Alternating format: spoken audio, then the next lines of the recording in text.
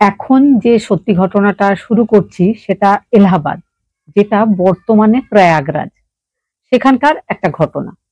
ঘটনাটা ঘটেছিল 26 আগস্ট 2025 দুপুর বেলায় 3:45।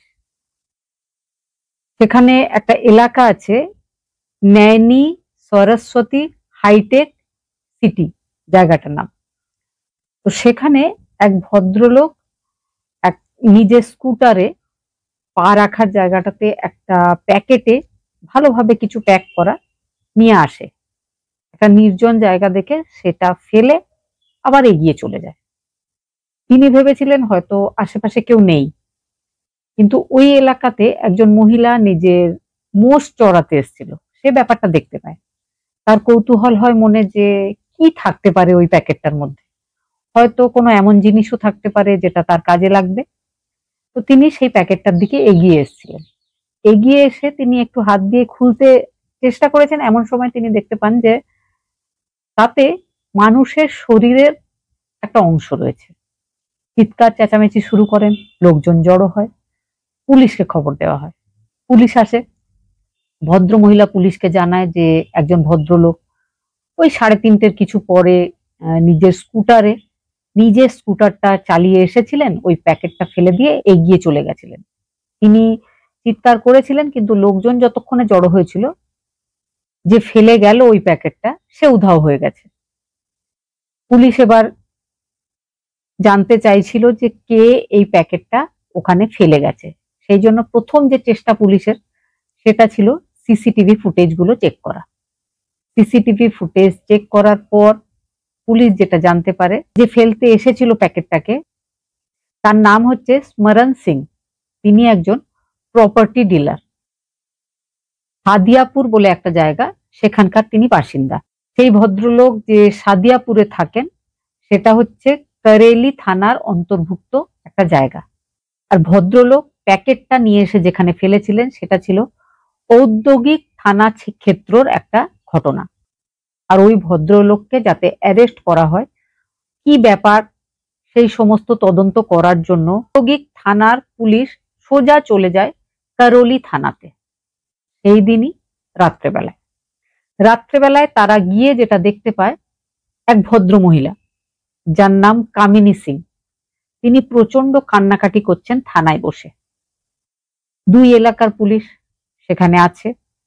ভদ্রমহিলা বলে তার ছেলে, বয়স 17 বছর, ক্লাস 11 ছাত্র, সকালবেলায় 8টার সময় স্কুলে যায়, 2:30-তে তার ছুটি হয়, তারপরে সে স্কুল থেকে বাড়ি ফিরে চলে আসে। কিন্তু সেদিন মানে 26 আগস্ট 2025 রাত হয়ে গেলেও যখন সে বাড়ি ফিরে আসেনি, তখন ভদ্রমহিলা তার সমস্ত বন্ধু বান্ধবকে জিজ্ঞেস করেছিলেন।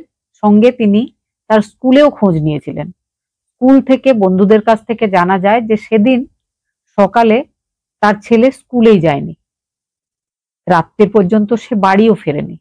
তাহলে তার 17 বছরের ছেলে, যার নাম পিয়ুষ সিং, যাকে বাড়িতে ইয়াশ বলে ডাকা হয়, সে গেল কোথায়? এই ব্যাপারটা যখন সমস্ত পুলিশ টিম জানতে পারে, তখন তারা ভদ্রমহিলাকে, সেই যে ভদ্রলোক একটা স্কুটারে করে একটা প্যাকেট ফেলতে এসেছিল, তো সেই ভদ্রলোকের ফটোটা দেখানো হয়। ভদ্রমহিলা বলে ইনি হচ্ছে তার শ্বশুরের ছোট ভাই, যাকে আমরা কাকা শ্বশুর, খুড় শ্বশুর বা হয়তো চাচা শ্বশুর বলি অনেকেই। ভদ্রমহিলাকে যখন দেখানো হয়, তো ভদ্রমহিলা কান্নাকাটি শুরু করে। তাকে বডির যে কাটা অংশটা দেখা গেছিল সেটাও তাকে দেখানো হয়। তিনি শনাক্ত করেন যে হ্যাঁ, এটা তার ছেলে। এবার প্রশ্ন হচ্ছে যে তার কাকা শ্বশুর মানে বাচ্চাটার দাদুর নিজের ছোট ভাই, সে হঠাৎ কেন এই বাচ্চাটাকে, বা সেও তো সম্পর্কে তার নাতি হয়, সে কেন মেরে ফেললো? কি ব্যাপার? ভদ্রলোককে তার বাড়ি থেকে গিয়ে অ্যারেস্ট করা হয়। তারপর শুরু হয় তার জিজ্ঞাসাবাদ। অনেক জিজ্ঞাসাবাদের পরেও কিন্তু ভদ্রলোক কিছুতেই কোনো কথাই স্বীকার করেননি। তারপরে তাকে তারই সিসিটিভি ফুটেজটা দেখানো হয়। তখন তার মাথা নিচু হয়ে যায়। তিনি বলতে বাধ্য হয়েছিলেন যে তিনি এই ঘটনা ঘটিয়েছেন। এবার প্রশ্ন, তিনি হঠাৎ করে কোনো শত্রুতা ছাড়াই এই বয়সে একটা 17 বছরের ছেলেকে কেন এইভাবে মেরে ফেললেন? তখন যে ব্যাপারটা তিনি বলেছিলেন, অবাক করার মতো একটা ঘটনা। সেটা হচ্ছে, তিনি একজন প্রপার্টি ডিলার, তার কাজকর্ম ভালোই চলছিল। তার এক ছেলে আর এক মেয়ে। 2023 সালে তার একমাত্র মেয়ে মোহিনী সিং, 21 বছর বয়স, সে নিজেকে নিজে শেষ করে দিয়েছিল। ঠিক তার পরের বছর 2024 সালে তার একমাত্র ছেলে, তার নাম সাগর সিং, বয়স 23 বছর, সেও জলে ঝাঁপ দিয়ে নিজেকে শেষ করেছিল। ভদ্রলোক পরপর 2 বছরে নিজের 2 সন্তানকে এইভাবে হারিয়ে ফেলেছিলেন। তারপরে তার কাজে কর্মে মন লাগছিল না, ব্যবসা তার দিন দিন ডাউন হয়ে যাচ্ছিল।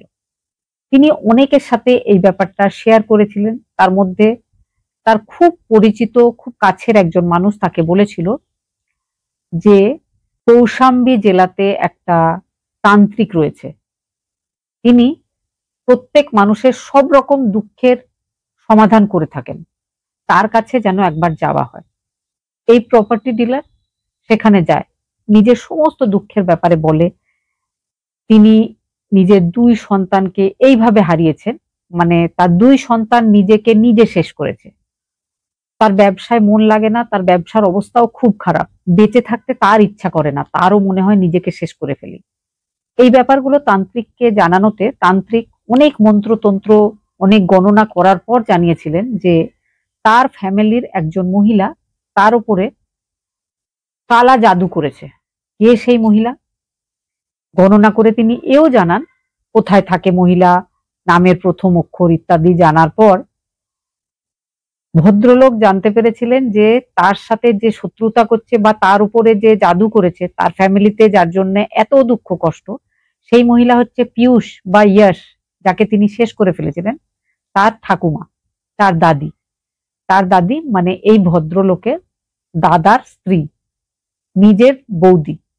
সে নাকি কালা জাদু করে তার সংসারে সমস্ত দুঃখ কষ্ট ডেকে এনেছে। এই দুঃখ কষ্টগুলো কাটাবার জন্য বা এই কালা জাদুর যে প্রভাব, সেটা কাটাবার জন্য 5 খানা বলি দিতে হবে। প্রথম বলি যেটা, সেটা হবে মানুষের বলি, নিজের খুব রক্তের সম্পর্কের কাছের কোনো একজনের বলি দিতে হবে। তো তিনি নিজে একটা কাগজে বেশ কয়েকখানা নাম লেখেন, সেই নামটা তুলেছিলেন, সেই নামটা উঠেছিল 17 বছরের ছেলে ইয়াশ বা পীয়ূষের নাম। সেই জন্য তিনি ঠিক করেছিলেন পীয়ূষকে শেষ করতে হবে। পীয়ূষকে শেষ করব বললেই তো আর শেষ করা যায় না। তিনি অনেক প্লটিং প্ল্যানিং করার পর 8 মাস ধরে চেষ্টার পর ঘটনার দিন সকালবেলায় পীয়ূষ যখন স্কুলে যাচ্ছিল ড্রেস পরে ব্যাগ নিয়ে, তো তিনি তার পেছন পেছন গেছিলেন, গিয়ে বলেছিলেন যে আমার বাড়িতে একটু চলো, একটু কাজ আছে। সে বলে যে স্কুল আছে, বলে যে না, স্কুলের আগে তোমাকে আমি আমার স্কুটারে আবার স্কুলে ছেড়ে দেবো, তুমি একটু এসো আমার বাড়িতে, খুব জরুরি কাজ। কাছাকাছি বাড়ি, ছেলেটার সন্দেহ হয়নি, দাদুর ভাই, সেও দাদু। তো তার বাড়িতে সে চলে যায়। যখন সে তার বাড়িতে ঢুকছিল, পেছন থেকে তার মাথায় একটা পাথর দিয়ে সজোরে আঘাত করা হয়, ছেলেটা পড়ে যায়। তারপরে ছেলেটাকে নিজের বাড়িতে রেখে বাজার থেকে বিভিন্ন ধারালো অস্ত্রশস্ত্র কিনে এনে তার শরীরটাকে 3 ভাগে ভাগ করা হয়। প্যাকেট কেনা হয়, প্যাকেটে প্যাকিং করা হয়। করার পরে প্রথম যে প্যাকেটটা, সেই প্যাকেটটাই কিন্তু তিনি ওই ঔদ্যোগিক থানা এলাকায় ফেলে এসেছিলেন, সরস্বতী হাইটেক সিটির কাছে। সেটাতে তিনি ধরাও পড়েছিলেন। বাকি 2টো প্যাকেট, সেটাও কিন্তু অন্যান্য দূরের জায়গায় ফেলে এসেছিলেন, সেটা পরবর্তীকালে খুঁজে পাওয়া যায়। কিন্তু প্রথম যে ধরা পড়েছিলেন সেটা তিনি ওই সরস্বতী হাইটেক সিটির কাছে যেটা ফেলেছিলেন, এক মোষ চড়াতে এসে ভদ্রমহিলা দেখেছিলেন। তারপরে ভদ্রলোক ধরা পড়ে যায়। এখন তিনি পুলিশ কাস্টডিতেই আছেন, তার জিজ্ঞাসাবাদ চলছে। আর সেই যে তান্ত্রিক, যে তাকে এইসব উল্টোপাল্টা সলিউশন দিয়েছিল তার জীবনের প্রবলেমের, তাকে অ্যারেস্ট করার চেষ্টা চলছে। আমরা এই উন্নত সমাজেও এসেও কোন জায়গায় দাঁড়িয়ে আছি, মানুষের মনোভাব এখনো কি ধরনের, সত্যিই চিন্তার বিষয়। এই ব্যাপারে যদি কিছু বলার থাকে অবশ্যই কমেন্টে আমাকে জানাতে ভুলবেন না। খুব ভালো থাকবেন। আবারও দেখা হবে নতুন কোনো ঘটনা নিয়ে।